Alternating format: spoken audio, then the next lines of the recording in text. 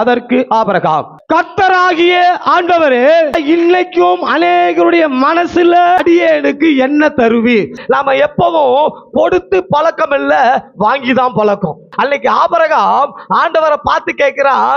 ஆபிரகாம கர்த்தர் அழைச்சிட்டு வந்து ஒரு தனி மனுஷனை சீமானா மாத்தி அதிபதியா மாத்தி வச்சா அவன் கேட்கிற கேள்வி என்ன பாத்தீங்களா? கர்த்தராகிய ஆண்டவரே, அடியேனுக்கு என்ன தருவீர்?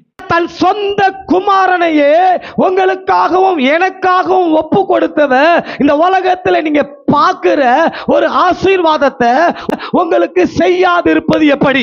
இன்னைக்கு நீங்க நித்திய ஜீவனை பெறணுன்றதுக்காக தன்னுடைய ஜீவனை கொடுத்தாரு. நீங்க பாவத்திலிருந்து விடுதலை பெறணுன்றதுக்காக தன்னுடைய ரத்தத்தை கொடுத்தாரு. உங்க தரித்திரங்கள் மாறணுன்றதுக்காக கர்த்தர் ஐஸ்வர்யமானவர் தன்னை தரித்திரமா மாத்தினாரு. அவர் கடைசி வரைக்கும் கொடுத்துக்கிட்டே தான் இருக்காரு. இன்னைக்கு காலையில உங்களை பார்த்து கேட்கிறாரு, நீ என்ன